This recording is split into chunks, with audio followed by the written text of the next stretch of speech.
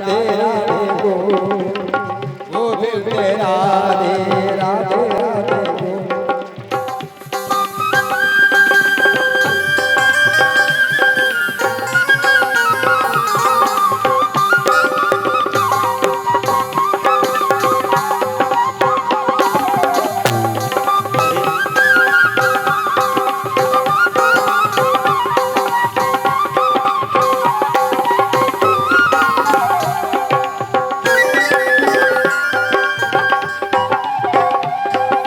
राधे राधे गोविंद गोविंद राधे राधे राधे गोविंद गोविंद राधे गोविंद राधे गोपाल राधे गोविंद राधे गोपाल राधे गोविंद राधे गोपाल राधे गोविंद राधे गोपाल राधे राधे गोविंद गोपाल राधे राधे राधे गोविंद गोविंद राधे राधे राधे गोविंद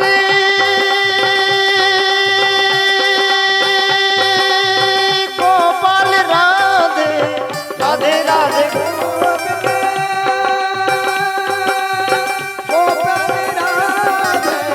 गोपाल राधे गोविंद राधे गोपाल राधे गोविंद राधे हरे राधे राधे गोविंद गोपाल राधे राधे राधे गोविंद गोपाल राधे हरे राधे राधे गोविंद गोपाल राधे राधे राधे गोविंद गोपाल राधे गोपाल राधे हरे गोपाल राधे गोविंद राधे गोविंद राधे गोपाल राधे गोविंद राधे गोपाल राधे गोविंद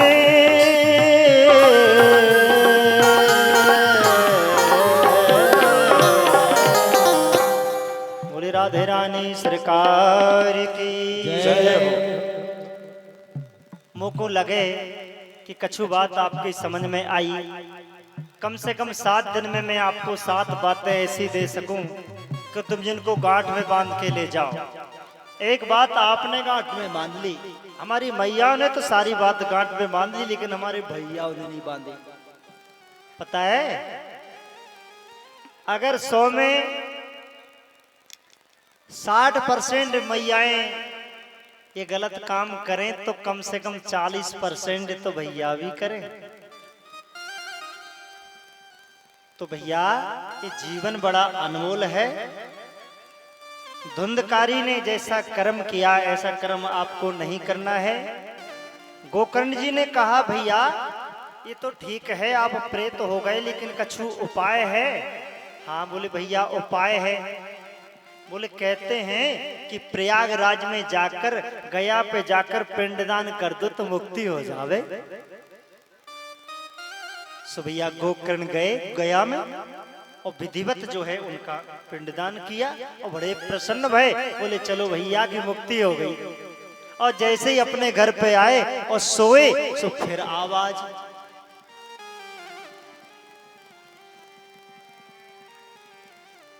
आवाजें वही आने लगी, वही बकरे का में आना, वही चिल्लाना। उन्होंने फिर आमंत्रित करके जल मारा। बोले भैया क्या परेशानी अब? बोले वो ना भाई, पिंडदान व्रत नियम से भयहु न जगो कल्याण, उपासम बत ही सूर्य की करहु भागवत गान। जब गोकर्ण जी ने बहुत प्रकार से अनुष्ठान किए, उद्यम किए पिंडदान किए, लेकिन जब उसका कल्याण नहीं हुआ बंधुओं, तो गोकर्ण ने अपने हाथ में संकल्प लिया और सूर्य भगवान को रोक दिया। सूर्य भगवान ने कहा गोकर्ण जी क्या समस्या है? बोले मेरी भाई की मुक्ति नहीं हो रही, कोई उपाय बताओ। बोले एक ही उपाय है। बोले केवल श्रीमद् भागवत कथा से महान अधमों अधम पापी की मुक्ति हो सकती है, और बोले किसी से नहीं हो सकती। बोले नियम क्या है?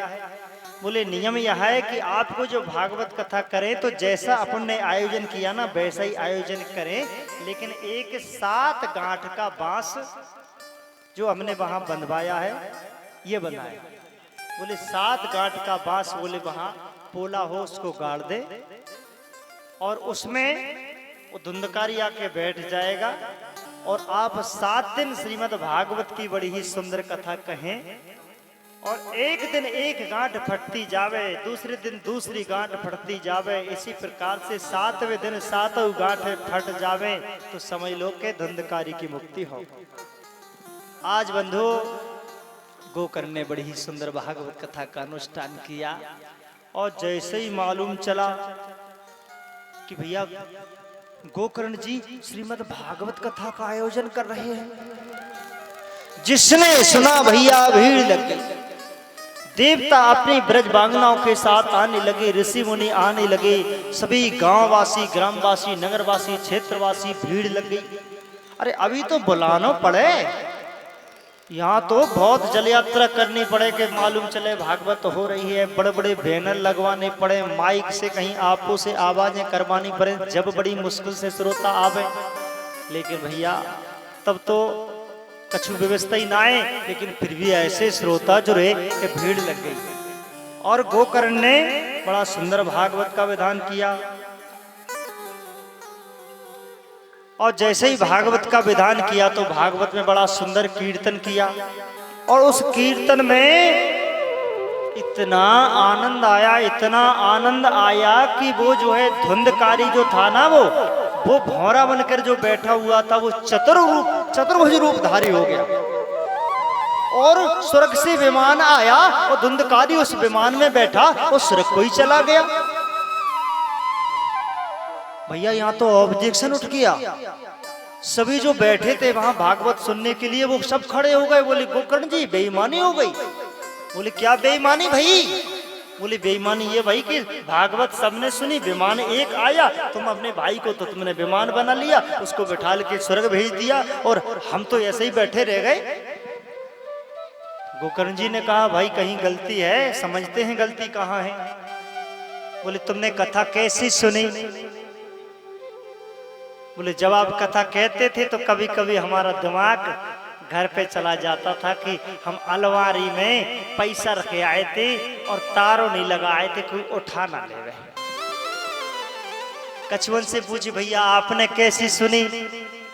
बोले हम कथा तो महाराज आपकी सुन रहे थे, लेकिन थोड़ी दूर पर चप्पलें और जूता उतार दिए थे तो हमारा दिमाग थोड़ा उधर कभी कभी चला जाता था। अच्छा, और मैयाओं से पूछा मैया तुमने कैसी सुनी कि विमान ना आयो?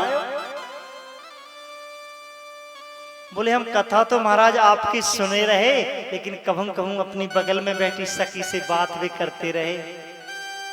बहन आज तूने क्या सब्जी बनाई थी, कल क्या बनाने का विचार है? मैया तो देखो बात करें, बहुत दिनों में मिली है ना, कोई इस गांव से आई है, कुछ उस गांव से आई है, आपस में बात करेंगी और कर भी रही हैं अभी।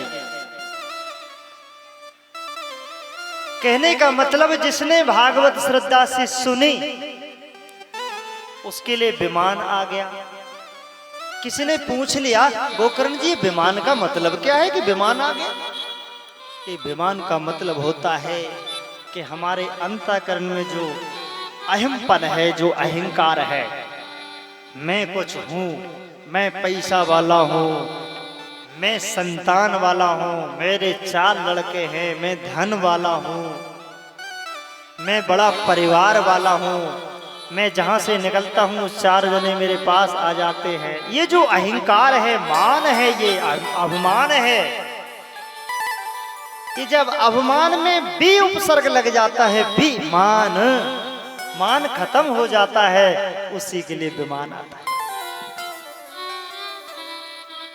तब तो सब हाथ जोड़कर कहने लगे गोकर्ण जी हमको क्षमा करना, हमसे भूल हो गई, अब की बार आप हमको भागवत और सुना दो, अब हम बड़ी श्रद्धा से सुनेंगे और इतने विमान आएंगे कि सभी बैठ के चले जाएंगे। गोकर्ण जी ने कहा भैया अब तो खर्चा लगे भागवत में, जो तो हम अपने भैया के लिए कर रहे थे सो हमने कर दी। बोले खर्चा कहाँ लगे? बोले भैया अब तो माई को लगाने पड़े और छाया भी करनी पड़े, नीचे मैटी बिछवाने पड़े। तो सभी ने कहा ठीक है गोकर्ण जी, हम सब व्यवस्था करेंगे, लेकिन भागवत एक बार और सुना दो। तब उन्होंने बड़ी सुंदर भागवत सुनाई और सभी ने श्रद्धा से सुनी। जैसे यहाँ पर सभी श्रद्धा से सुन रहे हैं, एकाग्रता से सुन रहे हैं। अभी हम हमारे राजन सिंह भाई साहब से बात कर रहे थे, उन्होंने कहा जनता कैसी जुड़ती है, श्रोता कैसे। मैंने कहा भैया इतने अच्छे श्रोताएं हैं कि मैं क्या बताऊं। शांति से बैठे रहे, माताएं तो बातों ना करें। माताएं तो कहती हम तो रास्ते में चलते चलते बात कर लेंगे, यहाँ कोई बात नहीं करनी है। तब फिर मैंने कहा कि मैंने भी संकल्प ले रखा है कि मैं आलतू फालतू बात नहीं करूंगा, मैं कथा की बात करूंगा। और मैं कथा की बात कर रहा हूं। आज गोकर्ण जी ने बड़ी सुंदर भागवत सुनाई और सभी ने बड़ी पावन, सभी नाचने लगे और कीर्तन करने लगे।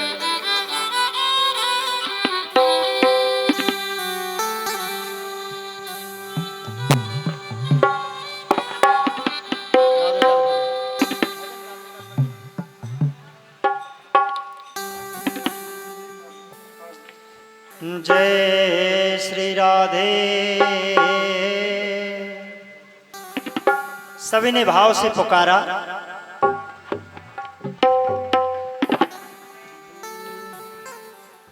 हम जब भाग्य बिहारी को बड़े भाव से पुकारते हैं तो स्वर्ग से विमान आता है।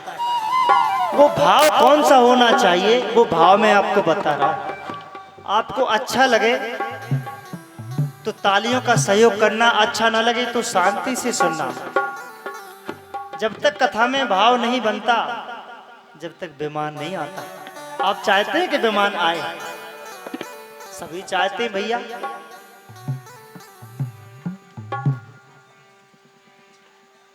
सभी ने वाक्य बिहारी को याद किया, क्योंकि ये कथा वाक्य बिहारी की है।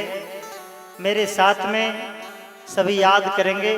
मैं शब्द बोलूंगा, आप भाव लगाना। हमारे संगीतकार संगीत लगाएंगे, ये श्रद्धा लगाएंगे, ये विश्वास लगाएंगे। मैयाएं श्रद्धा लगाएंगी, आप विश्वास लगाना। ये मैं शब्द लगाऊंगा, आप भाव लगाना, आप संगीत लगाना। बाके बिहारी मोरी ले लो खबरिया,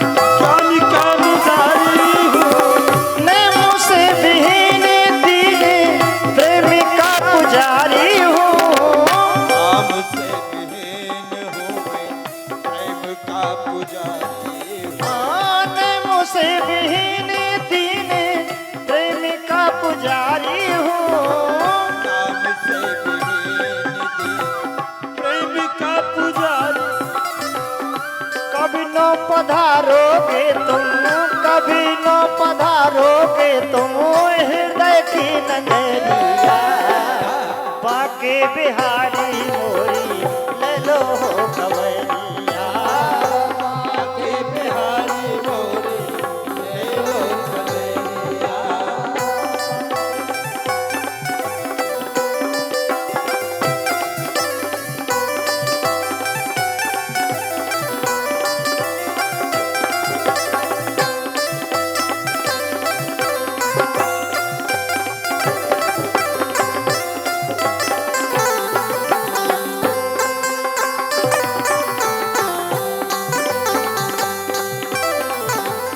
कहना है,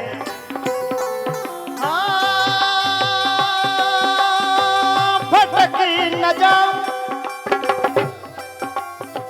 भटक न जाऊं कहीं माया के बाजार में। भटक न जाओ कहीं माया के बाजार में। भटक न जाऊं कहीं माया के बाजार में। भटक न जाओ कहीं माया के बाजार में। तुम बिन नहीं है कोई मेरा संसार में। ओ तुम भी नहीं है कोई मेरा संसार में। हाँ, तुम बिन नहीं है कोई मेरा संसार में। तुम भी नहीं है कोई मेरा संसार में। डूबी न जाए कहीं, डूबी न जाए कहीं नाव है भमरिया। हाँ, कभी लोग गिरा दे रानी हमारी खबरिया।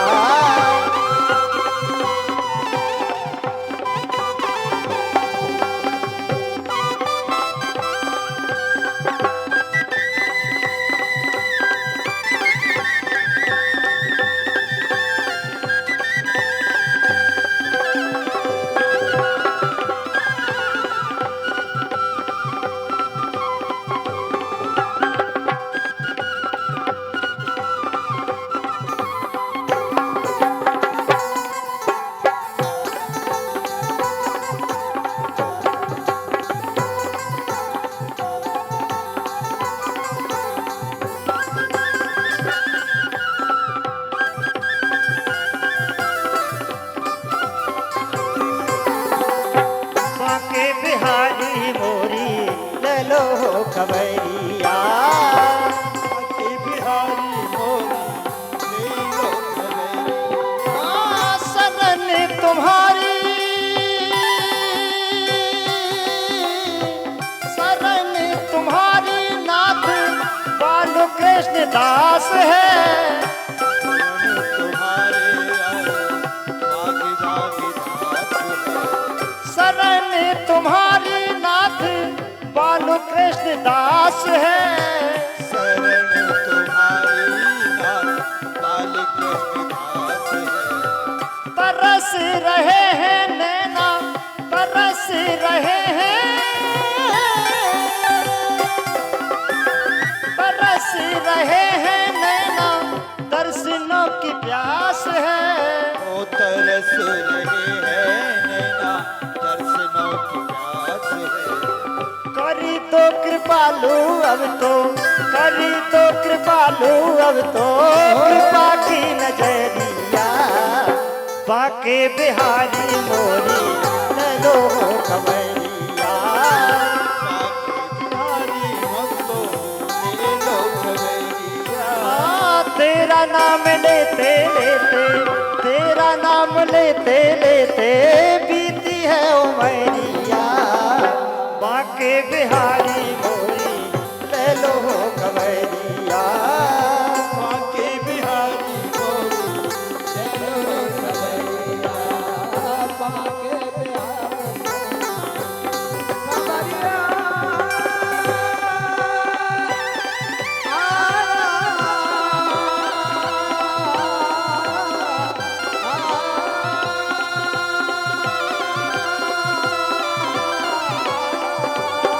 जय हो।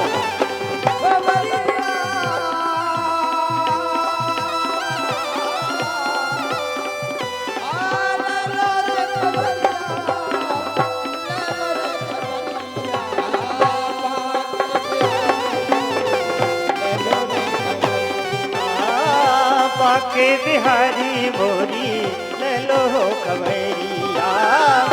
बाके बिहारी मोरी ले लो खबरिया। ले लो खबरिया, ले लो खबरिया। बाके बिहारी लाल की जय, गोकर्ण महाराज की जय हो। इस प्रकार से बंधो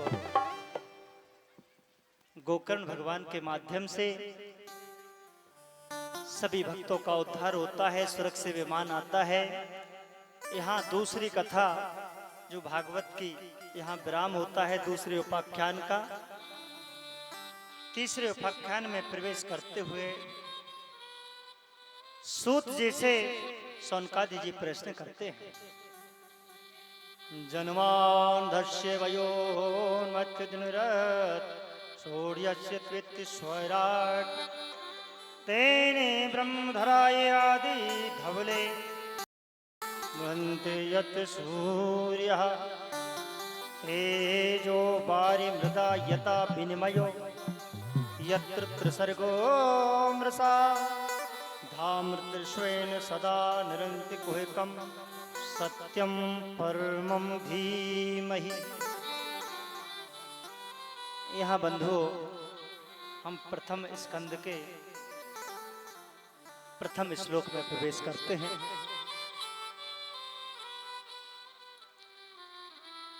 बंधु, जितने भी शास्त्र लिखे गए, पुराण लिखे गए, सब में मंगलाचरण हुआ, वंदना हुई है। गोस्वामी तुलसीदास जी ने तो इतनी सारी वंदना की है कि आधा बालकांड वंदना ही प्रकरण में चला जाता है।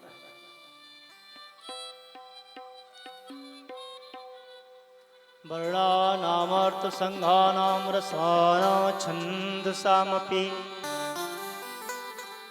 मंगलानां च कर्तारो वंदे वाणी विनायको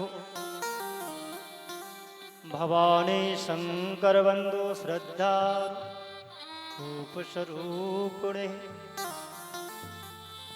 कहने का मतलब गोस्वामी जी ने इतनी वंदना करी, हनुमान जी की वंदना, देवी की वंदना, देवतन की वंदना, अयोध्या की वंदना, सरजू की वंदना, कौशल्या की वंदना, दशरथ जी की वंदना, जित देखो तित वंदना भरी पूरी रामचरितमानस में। इतना कि असंतों की वंदना, संतों की वंदना, खलों की वंदना, दुष्टों की वंदना, चोरों की वंदना, कितनी वंदना करी। लेकिन भागवत में यहाँ वंदना नहीं आई है। वंदना ये क्या, सत्यम परमम धीमहि, एक ही वंदना आई है, परम सत्य की वंदना आई है। बंधु, 18,000 श्लोकों का यह पावन ग्रंथ भगवान श्याम सुंदर की साक्षात वाग्मयी प्रतिमा है। अगर इसमें वंदना प्रकरण जोड़ दिया जाए तो हजारों श्लोक तो वंदना के हो जावे। रामचरितमानस में जो वंदना आई है उसका बड़ा सुंदर अर्थ मुझे याद आ गया। श्रद्धा विश्वास भवानी शंकर वंदे श्रद्धा विश्वास स्वरूप है।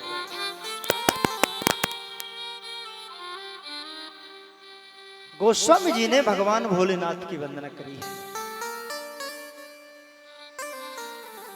जब भोलेनाथ जी की वंदना करी तो भोलेनाथ जी को क्या माना, विश्वास, और मैया पार्वती को माना श्रद्धा।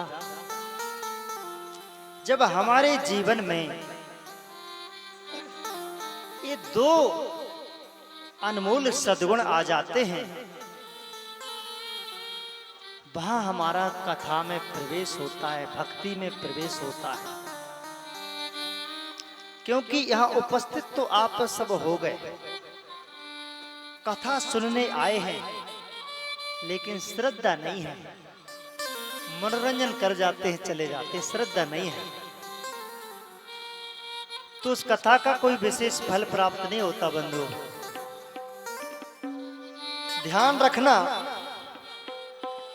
अगर हमारे जीवन में श्रद्धा आ जाती है तो श्रद्धा का विवाह फिर विश्वास से हो जाता है। विश्वास कौन है? भगवान भोलेनाथ। बंधु, जब श्रद्धा रूपी पार्वती का विवाह विश्वास रूपी भगवान भोलेनाथ से हो जाता है तो एक संतान की उत्पत्ति होती है। लेकिन उस संतान की उत्पत्ति कब होती है? जब बीच में एक तर्क खड़ा हो जाता है। वो तर्क कौन होता है? अरे ऐसे कैसे हो सकता है, ये महाराज जी ऐसे कैसे सुना रहे हैं, ऐसा तो होना ही नहीं चाहिए। तो ये तर्क जो खड़ा होता है, तो तर्क पार पावन विश्वासा, तर तब प्रगटत पावन जग।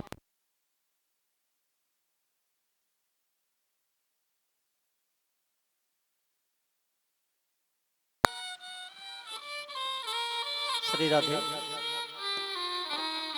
बंधु, जब माता पार्वती भगवान भोलेनाथ का विवाह हो जाता है श्रद्धा विश्वास का, तो तर्क माने तारकासुर पैदा होता है।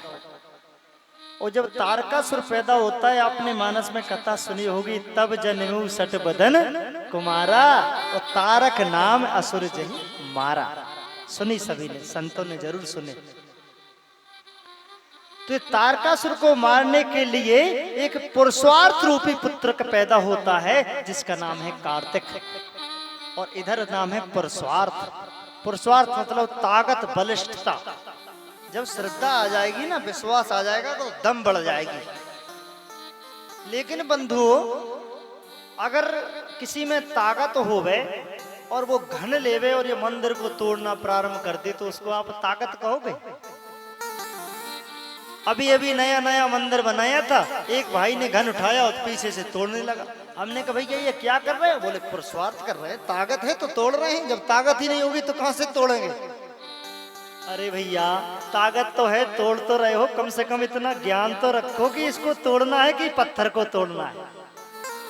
तो जब बंधुओं, जब गणेश रूपी विवेक की पैदाइश होती है, जन्म होता है, तब पता चलता है कि क्या तोड़ना चाहिए, क्या नहीं तोड़ना चाहिए। उसको विवेक कहते हैं। ये श्रृंखला को समझने ला, ये सारी कथा कहानियां केवल इसी केंद्र बिंदु पर लिखी गई। श्रद्धा पार्वती, विश्वास भगवान शंकर, पुरुषार्थ कार्तिक और विवेक गणेश जी, जिनके यहाँ दो पुत्र पैदा हो जाते हैं, एक विवेक, एक पुरुषार्थ। तो उस विवेक रूपी गणेश जी के यहाँ फिर दो पुत्र पैदा होते, जिस बिना हमारा काम नहीं चलता। वो दो पुत्र कौन से?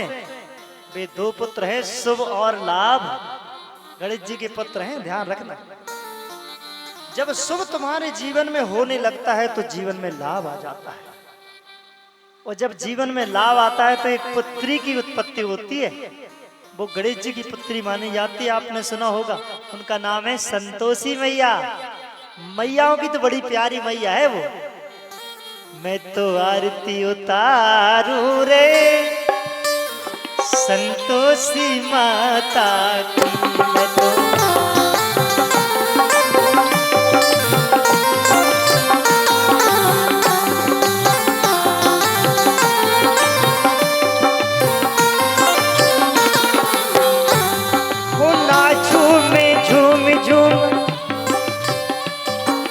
अंबर को झूम झूम नाचू में झूम झूम, झांकी निहारो रे संतोषी माता की, मैं तो आरती।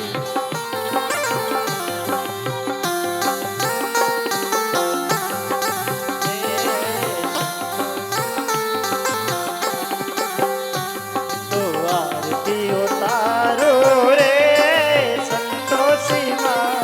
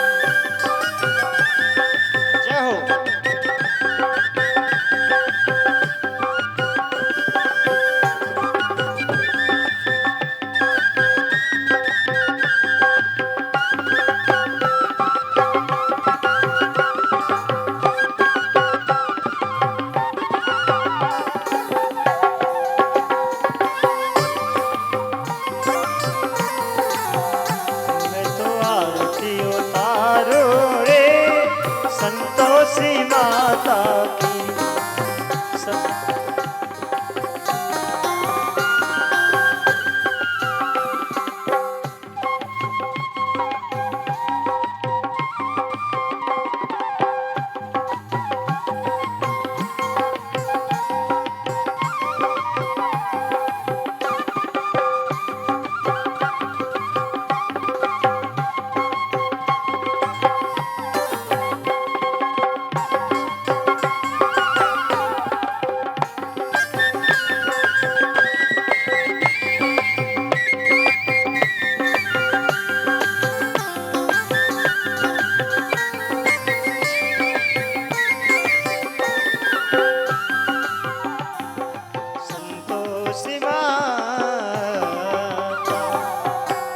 संतोषी मैया की जय।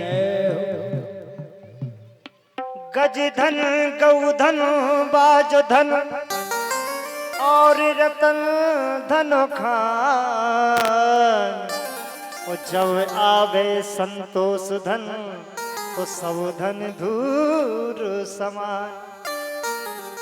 और इसी संतोषी के लिए हम पूरे जीवन भर कथाएं सुनते, भागवत करते, यज्ञ करते, अनुष्ठान करते कि संतोषी आ जाए। संतोषी कब आती है ये मैंने बताने का प्रयास किया कि जब श्रद्धा आएगी, विश्वास आएगा, भगवान भोलेनाथ आएंगे, उनके पुत्र परस्वार्थ होंगे, दूसरे पुत्र उनके विवेक होंगे और विवेक रूपी गणेश जी के यहाँ शुभ लाभ होंगे। जिनकी बहुएं आएंगी रिद्धि और सिद्धि, और जिनकी बिटिया होगी संतोषी, और जिसको संतोषी आ गई सो परम सुख, संतोषम परम सुख लभते। और इसी संतोष की प्राप्ति के लिए इतने सारे उद्यम किए जाते हैं। आज सोनकादी ने सूत जी से प्रश्न किया कि प्रभु हमको एक बात बताओ, आप चर्चा कर रहे थे कि परीक्षित महाराज ने और जो है कथा सुनी, सुखदेव जी ने सुनाई, वो कौन सी घटना घटी, वो क्या बात हुआ? भैया चक्रवर्ती सम्राट थे परीक्षित तो इसमें बहुत सारी कथा आती है, लेकिन संक्षिप्त में सुना रहा हूं। महाभारत के उपरांत जब पांडव हिमालय पर जाकर के अपने शरीर का अंत कर देते हैं, भगवान श्याम सुंदर अपने परम धाम चले जाते हैं, तो परीक्षित के जो पुत्र हैं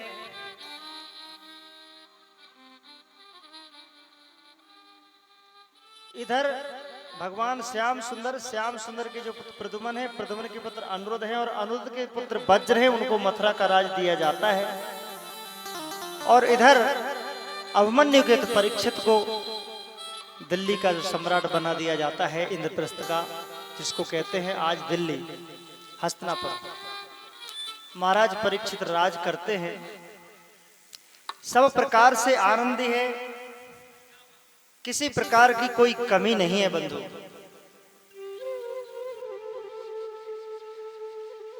उनके घर पे चार पुत्र हैं, धर्म पत्नियां हैं। पांडवों ने दिग्विजय करके बहुत प्रकार से माल भर दिया है उनके घरों में, कमरा के कमरा सोने से लदे हुए हैं। जो मैं कथा सुनाने जा रहा हूं इसमें पूरा एक दिन लगता है, ध्यान रखना कथा सुनाने में, लेकिन समय का अभाव है। इस समय के अभाव में हम अपनी बात संचित में रखेंगे। कैसे है महाराज परीक्षित?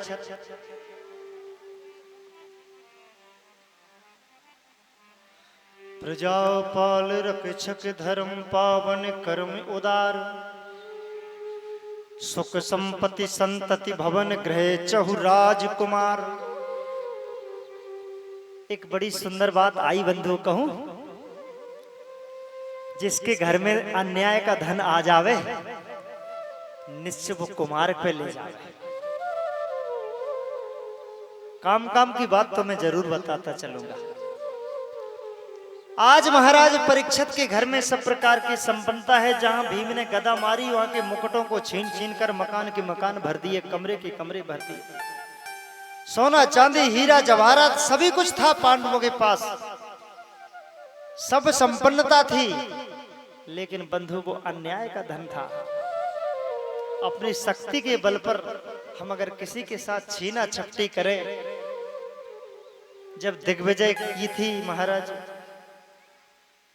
धर्मराज ने जब राजसूय यज्ञ किया था महाराज धर्मराज ने, तो बड़े बड़े राजाओं को जीता था, और जौन राजा जीत गए थे उनका सारा संपन्न धन लेकर संपदा लेकर के अपने भवन में भर ली थी बंधु। बड़ी सुंदर बात है, गौर से सुनना। दूसरी बात गांठ में बांधने की आ गई। पहली बात आपने बांध ली थी मुझे मालूम है प्रधान जी, दूसरी बात गांठ में बांधने जैसी आ गई कि धन आवे अन्याय का तो सदा दुखों का मूल, जग अपयस तन रोग दे हृदय बढ़ावे सूल। अगर आपके घर में किसी प्रकार से अन्याय का धन आता है, दलाली का, चोरी का, बेईमानी का, किसी प्रकार से ये धन आता है, तो निश्चित है तीन बातें आपके जीवन में घटनी है। मैंने बोल दिया तो घटनी है। कौन सी घटेंगी? जग अपयस तन रोग दे हृदय बढ़ावत सूल। या तो जगत में आपका अपयस हो जाएगा, सारा यश धूल में मिल जाएगा, ऐसा कोई कार्य आपके घर में हो जाएगा,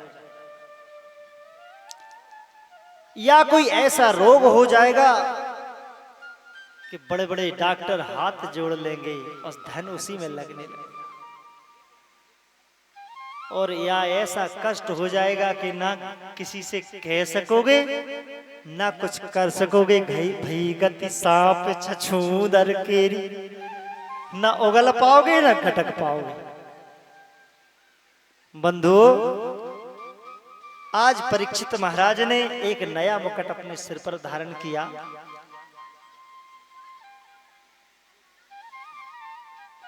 और अन्याय का धन का जब सेवन किया तो बंधु एक बात और आ जावे, तीन चार बातें आती हैं अन्याय के धन से मुझे और याद आती जा रही है। भाई मैं कोई किताब से कथा थोड़ी कहता, जो आ गया तो मैं कहता रहता हूँ। ताश खेलने लगते हैं जिस घर में धन आ जाता है, ध्यान रखना, अन्याय का मदरा पान होने लगता है। और साची बात कहूं, किसी को बुरी न लगे, चुनाव ही लड़न लगत भैया ज्यादा, जय श्री राधे। लेकिन नहीं, नीति के धन से भी चुनाव लड़ा जा सकता है, ऐसी बात नहीं है। तो आज महाराज परीक्षित ने क्या किया कि सब जानत नृप शौक सब सदा विपत्ति के द्वार, और शौक विवश एक दिवस नृप खेलन गयो शिकार। भैया सब में आनंद हो तो नहीं, चलो शिकार खेले आए, हिंसा करेंगे। और ध्यान रखना, जो हिंसा करेगा वहां क्या घटना घटती है। विपन जाय नृप बन पशु मारे, ते अवसर कली उर्पग धारे। जब राजा परीक्षित ने जंगल में जाकर के वन पशुओं को मारा अपनी तीर और तलवारों से, तो जब आप हिंसा करते हो वहां कलयुग आ जाता है हृदय में। बाहर कलयुग कभी नहीं है। कोई कहे भैया कलयुग है, कईयों बनारस वाले महाराज बता रहे थे कि संसार में कलयुग कभी नहीं आता, कलयुग सदा हृदय में आता है। कब आता है, कौन सा युग, उसको समझ लीजिए। कथा तो मैं बहुत सुनाने वाला हूं, लेकिन क्या बताऊं, समय का अभाव है। जिस समय आप सतोगुण में बैठे हैं, परम शांति की उत्पत्ति आपको हो रही है, किसी से लड़ नहीं रहे हो, झगड़ नहीं रहे हो, कथा में आनंद आ रहा है, हृदय पुलकित हो रहा है, हृदय नाचने के लिए कह रहा है, लेकिन हम भजन ही नहीं गा रहे हैं। उस समय मान लीजिए आपके अंतःकरण में सतयुग लगा हुआ है, सतयुग। और जैसे ही जो है आपके अंतःकरण में एक बात आने लगती है कि अरे ये महाराज जी की कथा थोड़ी समझ में ना आ रही, समझा के ना कह पा रहे महाराज जी। जो भी बीच में बात कर रहा था वो सरौता वाली बात प्रारंभ हुई। समझ लो कि एक चिड़िया नीचे त्रेता लग गया, और जैसे ही भैया एक चिड़िया नीचे और उतरे, सो कथा से हट गए और यहीं बैठ के और बगल में ऊँघियान लगी, नींद आने लगी, तंत्र आने लगी, आलस आने लगा। कथा में चल रही है, बराबर संगीत बज रहा है, बातें चल रही हैं, श्लोक चल रहे हैं, चौपाई चल रही है और वे घुर्राटे ले रहे हैं। भैया द्वापर आ गया वहां।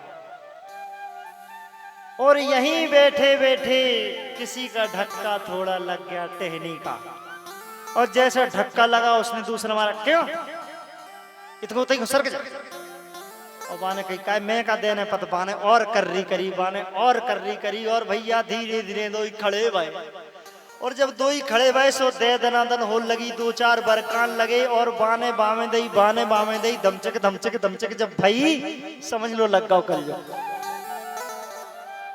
तो बंधु, सतयुग, त्रेता, द्वापर और कलयुग हमारे जीवन में प्रतिपल घटते रहते हैं।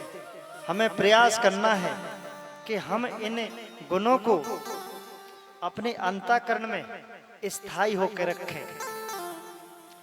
सतयुग को ज्यादा रखेंगे तो भक्ति की प्राप्ति होगी, द्वापर को रखेंगे अपने अंतःकरण में तो संसारक वृत्तियों में मन लगेगा, और त्रेता को रखेंगे और अगर द्वापर में रखेंगे तो वैमनस्यता बढ़ेगी, और अगर कलयुग को ज्यादा मन में रखेंगे तो केवल लड़ाई ही लड़ाई होनी है। वो तो कलयुग है भैया, कलह का युग है। तो कलयुग की पत्नी का नाम क्या है? बोले कलह। तो आज महाराज परीक्षित ने क्या किया, शिकार करने के लिए गए, और जैसे ही जो है शिकार किया, कहते हैं रूपक बनाते हैं ना कि भैया परीक्षित धनुष बाण लेके आए, सुबह कलयुग आ गया, एक काला कलूटा भैया आया होगा, हमने तो नहीं देखा, हम तो केवल ये जानते हैं कि जब शिकार करोगे तो कलयुग तुम्हारे हृदय में आने आना है। जब तुम्हारे हृदय में कलयुग आएगा तो कैसी वृत्ति हो जाएगी, देखिए आप बताओगे आगे। एक बड़ा अचंबा वहां महाराज परीक्षित ने देखा। तो कैसा अचंबा देखा? देखो भूप अचंबो भारी, एक धेनु एक वृषभ दुखारी,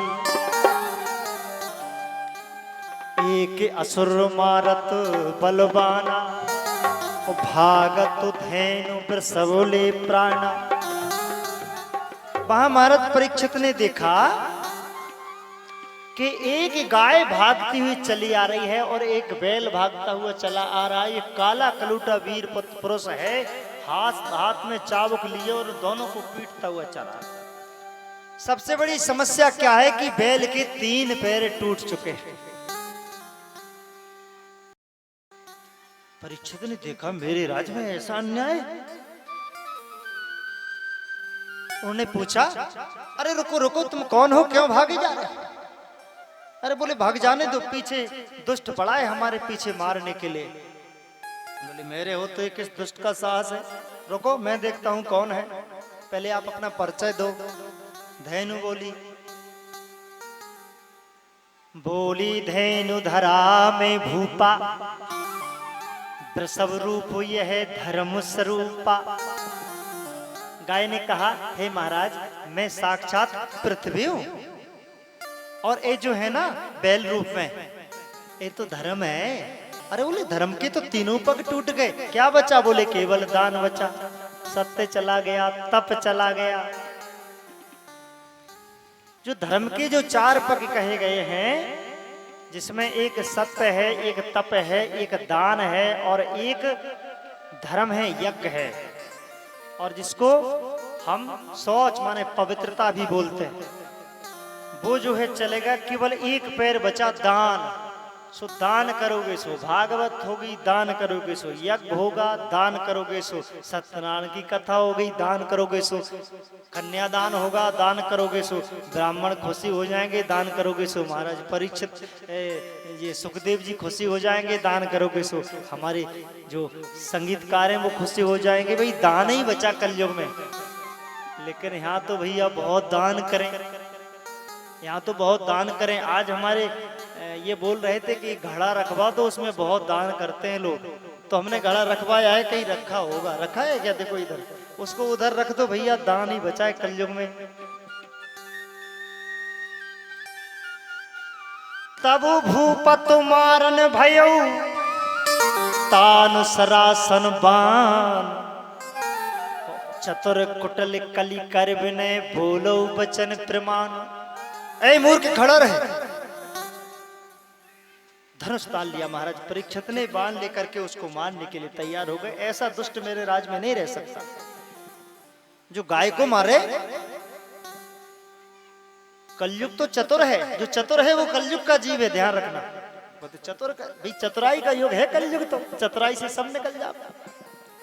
चरणों में गड़ गए, महाराज क्षमा कर, चल मेरे राज से दूर बाहर निकल जा। प्रभु आपका तो पूरी पृथ्वी पर राज है, आप तो चक्रवर्ती सम्राट है ना।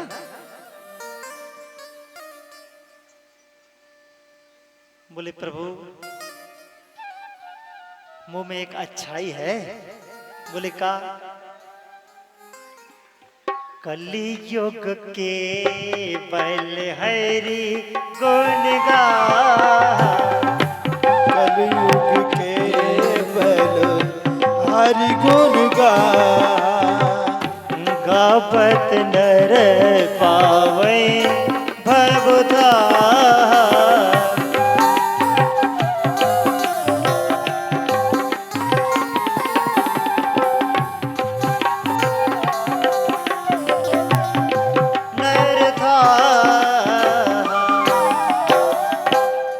भैया सतयुग में तो बहुत तपस्या करनी पड़े जब जीव का उद्धार होता है। और बोले त्रेता में बहुत यज्ञ करने पड़ते हैं जब जीव का उद्धार होता है। और बोले द्वापर में तो बहुत पूजा करनी पड़े, बड़े नियम हैं जब जीव का उद्धार होता है। बोले कलयुग सो जुग आन नहीं जो मन कर विश्वास। कलयुग में तो केवल राम राम सीताराम जय सीताराम और हो जाता है उद्धार। कलिकर एक पुनीत प्रतापा और मानस पुण्य हो ही नहीं पापा। एक और विशेषता कलयुग में है कि मन में जो पाप सोच लो वे पाप नहीं होते, और पुण्य सोच लो उनका फल मिल जाता है। ऐसा सुंदर जो है कलयुग है। परीक्षित ने सोचा अच्छाई तो इसमें है, क्या करें इसको छोड़ दें। बोला महाराज हमको कुछ निश्चित निवास दो, सब उनमें बने रहे और आप जो है सुरक्षित रहेंगे, आपके भक्त सुरक्षित रहेंगे।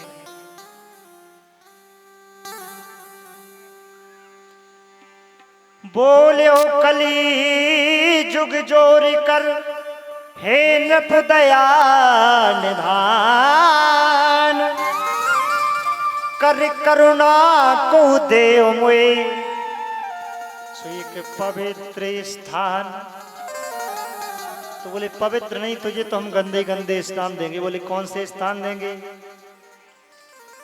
बोले जहां मां से मंदिरान को प्यारी।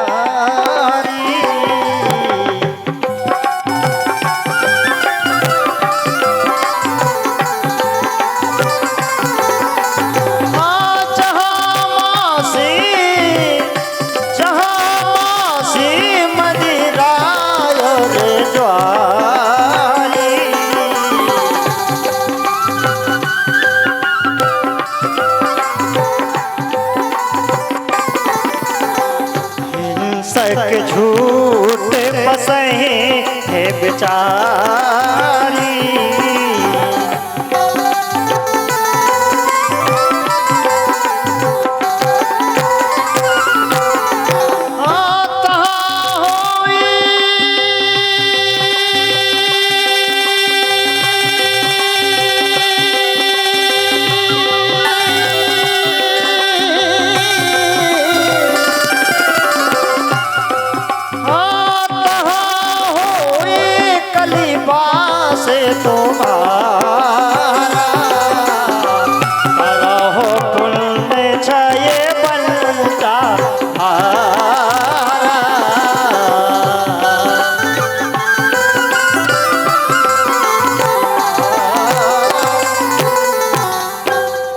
जहां मांस खबता हो, पकता हो, बिकता हो, कटता हो।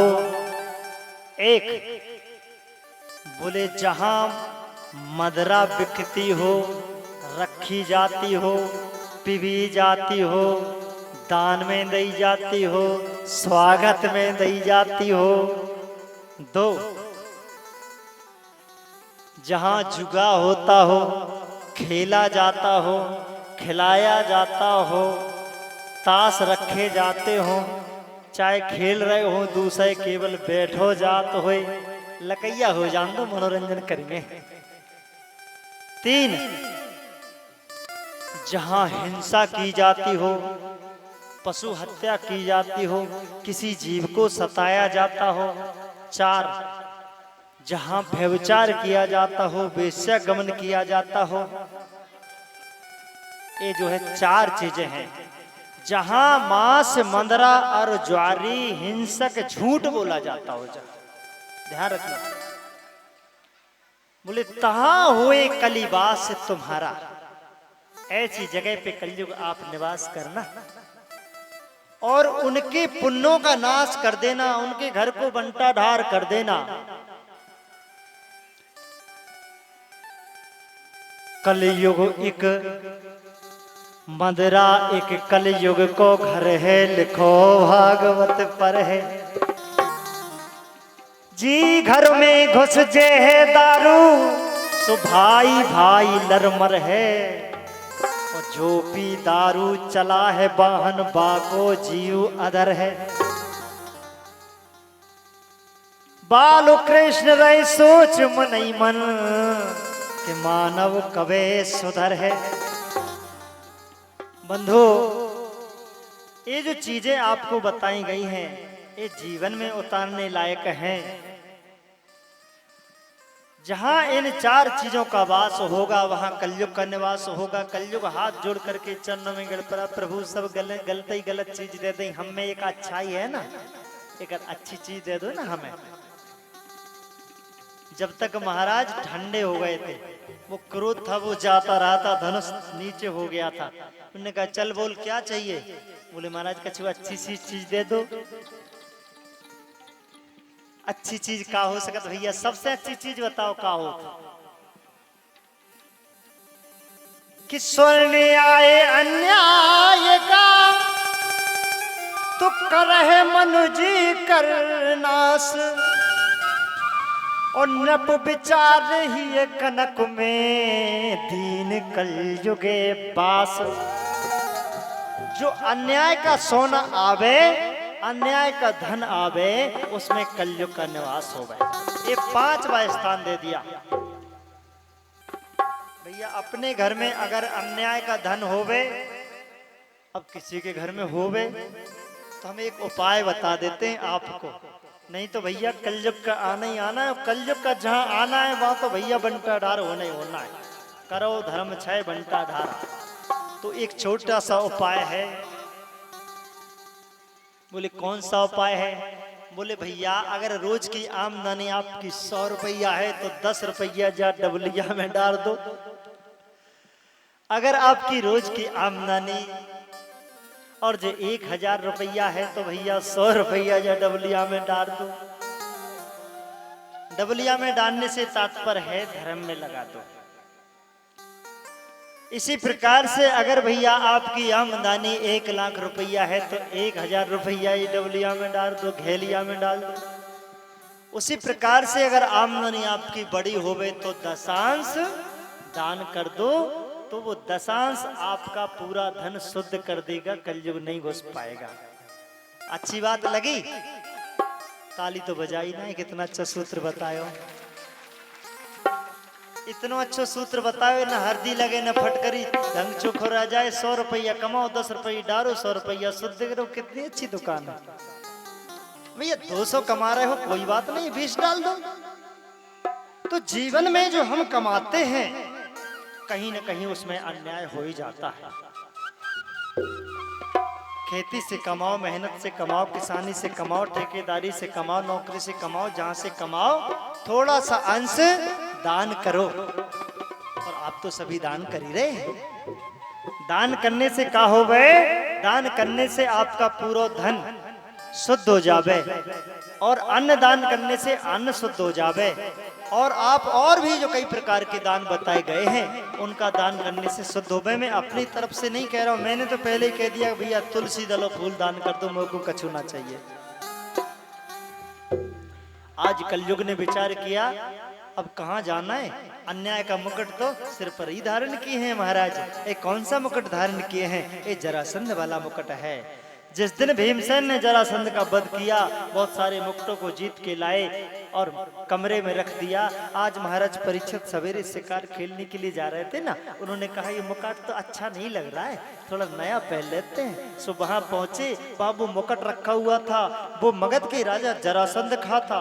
वो जरासंध के मुकुट को आज परीक्षित महाराज ने सिर पर रखा तो वो अन्याय का था, वो जबरदस्ती छीना गया था, वो किसी प्रकार से अन्याय का था। जहां अन्याय का धन होता है बंधुओं, वहां कलयुग का वास हो जाता है। आज कलयुग का वास महाराज के मुकुट में हो जाता है। कलयुग हंसने लगा और जैसे ही कलयुग का वास बुद्धि पे पड़ता है, बुद्धि विकृत हो जाती है, बुद्धि विकृत हो जाते हैं, व्यक्ति दिशा भ्रम हो जाता है। महाराज दिशा भ्रम हो गए, जंगल में भटक गए, उन्हें बड़े जोर से प्यास लगी। आज महाराज परीक्षित जंगल में प्यासी घूम रहे हैं, कोई साधन नहीं मिल रहा है, मैं जल्दी जल्दी कर रहा हूं। एक सुंदर आश्रम दिखाई दिया।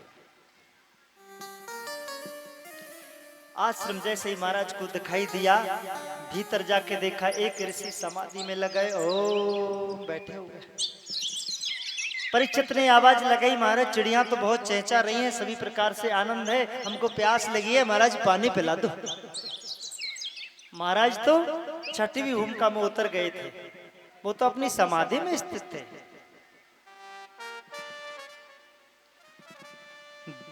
निकट जाए न पानी मांगा, नहीं जागे वो मुनि कल ही ये जागा।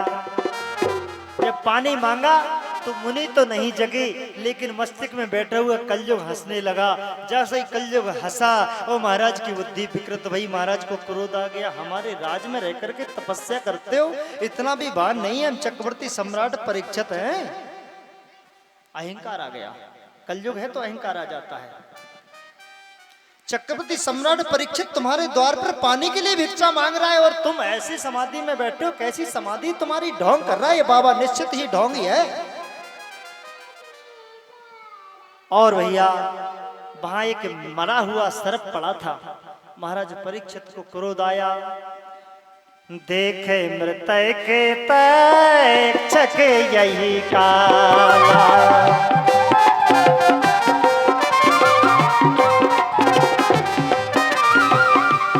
देखे मृतक तक्षक यही काला,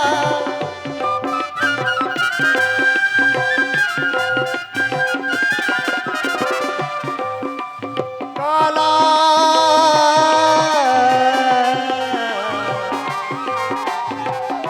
बेकली बेबसे संत और डाला।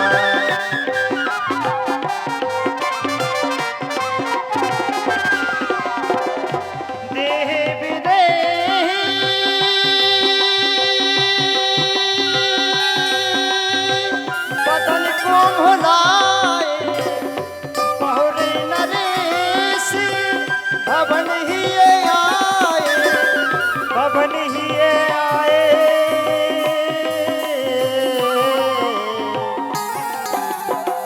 बहुरे नरेश भवन ही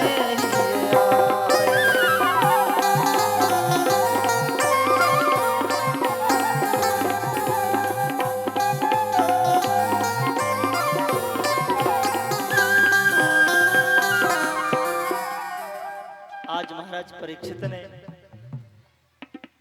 और जो है एक मरा हुआ सांप संत के हृदय में डाला। यहाँ संतों का आगमन होने वाला है, संत का कहीं अपमान ना हो जाए, हमें बड़ा ख्याल करना पड़ता है।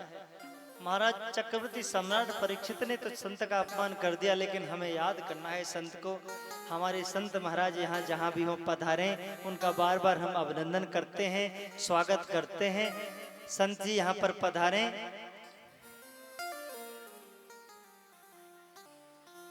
सभी ताली बजाकर महाराज जी का स्वागत करेंगे। संत जी यहाँ आना चाहते हैं।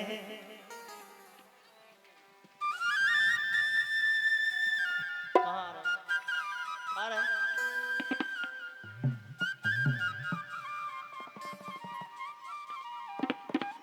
आज संतों की बड़ी महिमा है। संतों के संग लाग रे तेरी अच्छी बने,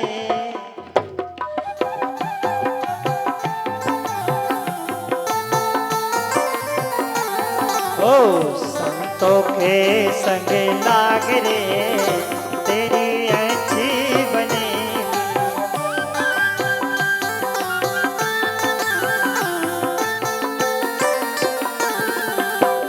अच्छी बनेगी तेरी किस्मत जगेगी, अच्छी बनेगी तेरी किस्मत जगेगी, अच्छी बनेगी तेरी किस्मत जगेगी, अच्छी बनेगी तेरी किस्मत जगेगी। प्रगट हो ये अनुराग रे तेरी अच्छी बनेगी, प्रगट होए अनुराग रे वो तेरी अच्छी बनेगी। तो के संग लाग रे तेरी अच्छी बनेगी, तन के संग लाग रे तेरी अच्छी बनेगी। जय हो।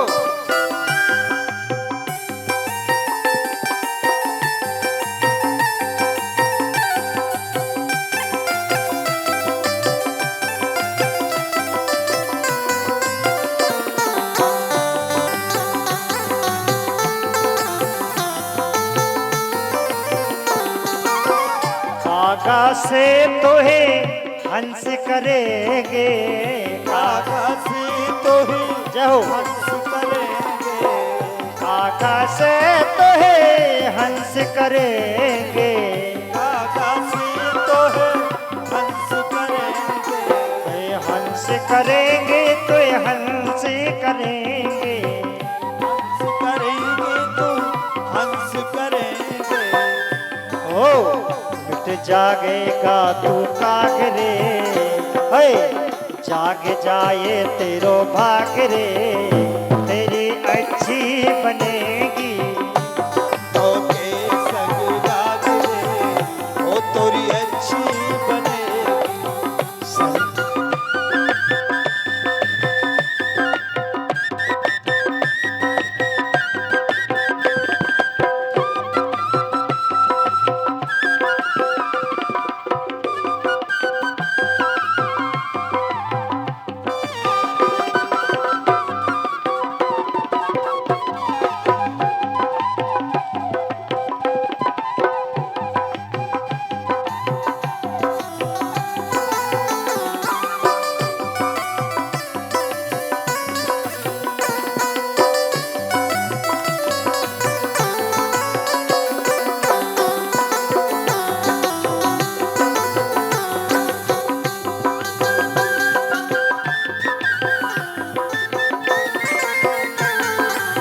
संतों के संग लाग रे तेरी अच्छी बनेगी,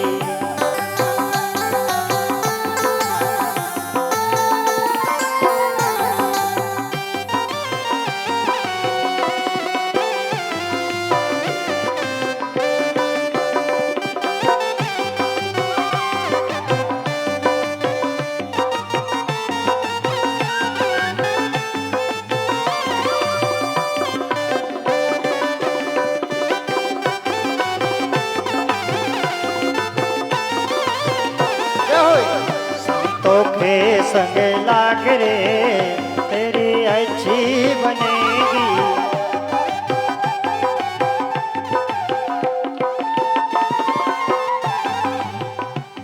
अरे संतों के संग लाग रे तेरी अच्छी बनेगी, संतों के संग तेरी अच्छी बने। संत भगवान की जय हो। बंधुओं, संतों का आगमन जीवन में वसंत का आगमन होता है। प्रगटे पुण्य पुनीत कहूं जागे सोगत भाग, संत दरस हो जाए कहूं तो प्रगट होए अनुराग। परम सम्मान्य श्री श्री 108 बजरिया सरकार हमारे सामने विराजत हैं। हमारा सबका सौभाग्य है। हम चाहते हैं कि दो शब्द हमारे लिए आशीर्वाद रूप में वो कहें और इसके बाद हम कथा में आगे प्रवेश करें और महाराज परीक्षित को हमें गंगा तट तक पहुंचाना है, क्योंकि 2 दिन की कथा तो बहुत आगे बढ़ जाती है, लेकिन कथा तो कथा है, समय का अभाव है। महाराज श्री से निवेदन करें, सभी शांति का दान देंगे। जय श्री राधे। सितार लगाओ थोड़ा।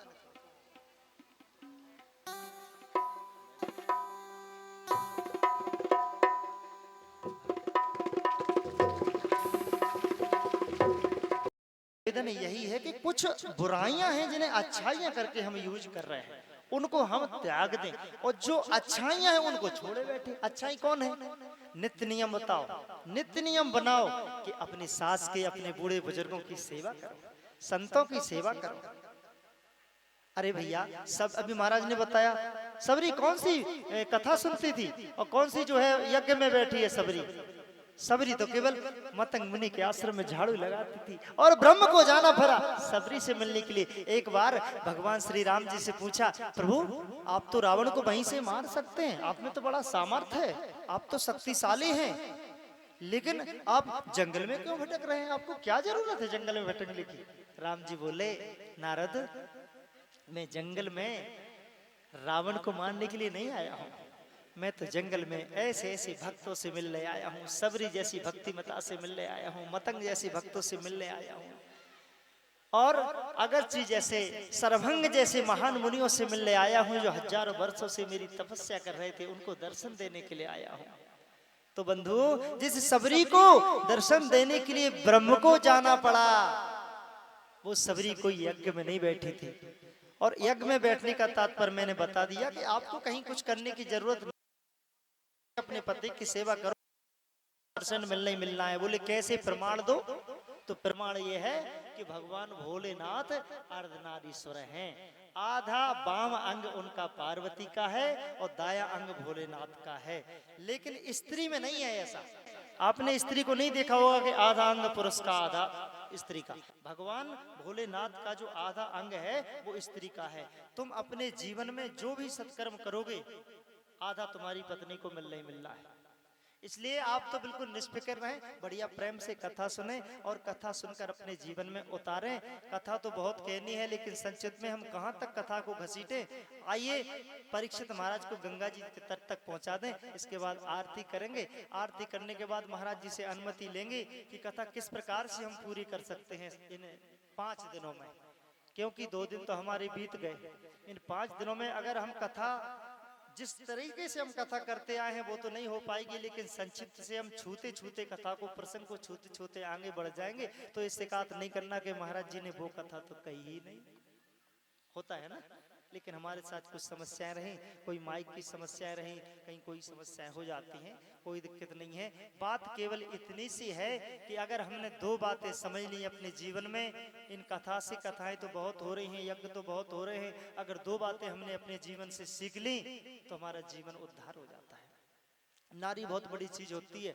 इतना रमनते तमन इतनारी पूजनते रमनते तर देवता, जहाँ नारियों का सम्मान होता है वहाँ देवताओं का निवास हो जाए, ऐसा मनुस्मृति में कहा गया है।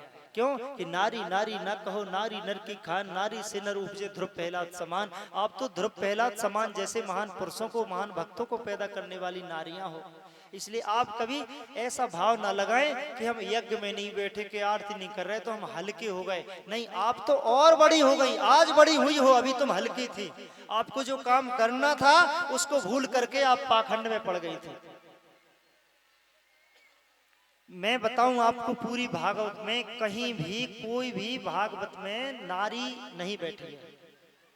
परीक्षित महाराज देखिए, आज अपनी स्त्री को घर पर छोड़ करके, अपने पुत्रों को राजपाट दे करके, और जो है गंगा जी के तीर पर आते। क्यों आते? जब उनको मालूम चलता है कि मेरे से कुछ गलत हो गया, मेरे से संत का अपमान हो गया। कीन कोप मुनि सुरत भुलानी, दीन श्राप बोलू असवानी। ये किसने श्राप दिया था मालूम है? मैं अभी आपको कथा सुना रहा था, आधी बात रह गई थी, जल्दी से बता दूं।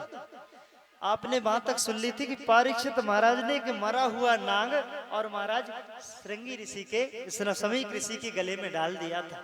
और वो तो समाधि में थे, उन्हें तो कुछ नहीं पता चला। जब समाधि से वो जागे तो उन्होंने एक सांप देखा, ऋषि तो ऋषि है, संत तो संत है, ऐसा उतारा और फेंक दिया। किसी बच्चे ने डाल दिया होगा। लेकिन कुछ बालक जाकर के उसके पुत्र श्रृंगी के पास पहुंच गए और श्रृंगी स्नान कर रहा था नदी में। उसने कहा कि पता नहीं है तुम यहाँ स्नान कर रहे हो, तुम्हारे पिताजी का अपमान हो गया। बोले क्या हुआ? बोले राजा परीक्षित चक्रवर्ती सम्राट आज इतनी गलती कर बैठे, एक मरा हुआ सांप तुम्हारे गले, पिताजी के गले में डाल दिया। अब भैया पिता का अपमान कौन को अच्छा लगे। और श्रृंगी ऋषि तो आग बबूला हो गए। उन्हें तुरंत जो है श्राप दिया, मुनि समीक तप से तब जागे, हृदय विचार भूप ही आगे। क्या श्राप दिया कि देख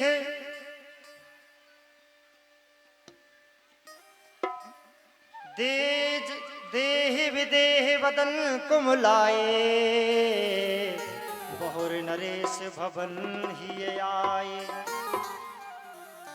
बोले जो सांप जिसने भी मेरे पिताजी के गले में डाला है, बोले वही सांप 7वें दिन उसको डस ले। ऐसा श्राप श्रृंगी ने दिया है। जय मृत नांग ताति उर डाला, 7वें दिवस होए तेहि काला। आज महाराज परीक्षित को जिसका पता चला कि मुझे श्राप लग चुकी है तो क्या करना चाहिए, तो आज फिर वही बात आई जो मैं अभी कह गया कि अपनी पत्नी को त्यागा, बच्चों को राज दिया और जा करके बैठो गंगा तीर पर कर मुक्ति की आस, विनय कीन सब मुनन सन करहो सो जतन प्रयास। गंगा जी के तीर पर महाराज परीक्षित आ जाते हैं। जैसे ही किसी को पता चलता है सभी संतों को कि महाराज परीक्षित चक्रवर्ती सम्राट अपना राजपाट पुत्र को देख करके गंगा के तीर पर बैठे हैं, सभी उनके हित रिश्तेदार ऋषि मुनि सभी इकट्ठे हो जाते हैं। और इकट्ठे होकर के और कहते महाराज घटना तो बड़ी विचित्र है, समस्या तो बड़ी है, लेकिन हम आपको उपाय बताते हैं। बोले क्या उपाय बताते हैं? बोले महाराज आप योगा करो। कोई कहते नहीं योगा से मुक्ति थोड़ी होगी। बोले तो आप यज्ञ अनुष्ठान कर लो, यज्ञ अनुष्ठान से तो मुक्ति हो जाती है। उन्होंने कहा नहीं, आप तो राम राम जपो, जप तप करो।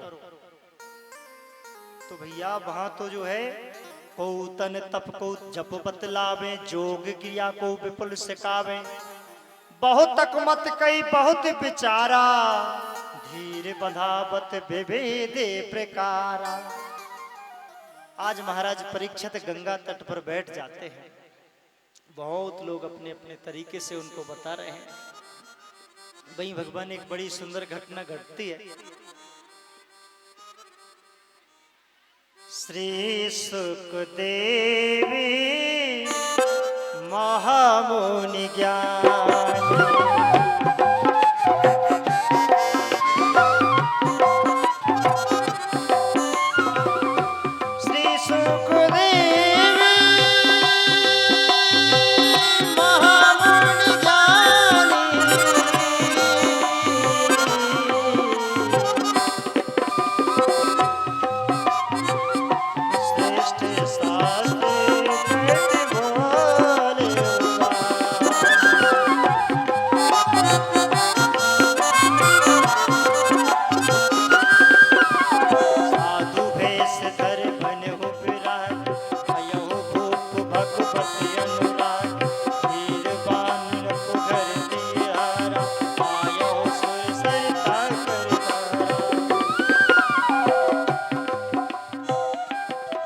समय सुखदेव जी महाराज जिनकी 16 वर्ष की अवस्था है, परमहंस स्वरूप है, सुंदर श्यामल गौर शरीर है।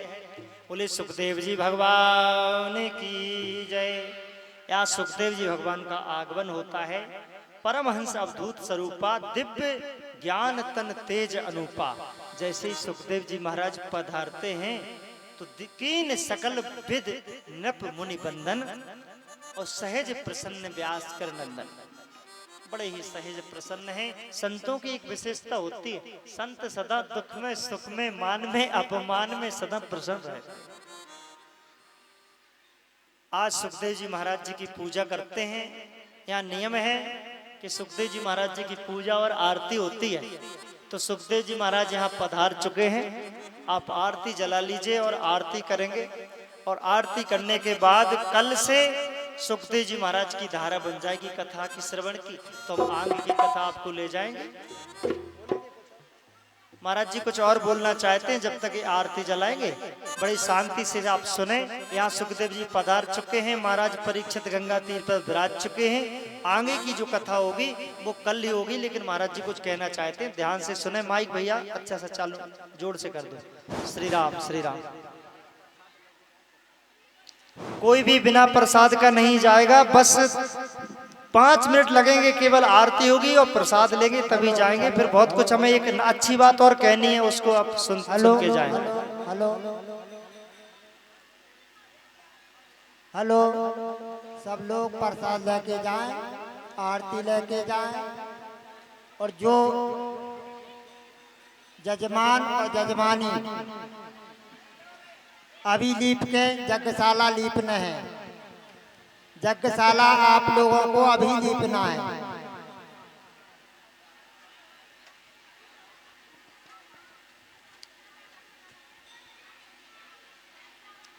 और कल जल्दी तैयार होके कथा भी होगी। 1 घंटा हो 2 घंटा हो, कथा भी कल 10 बजे से चलेगी।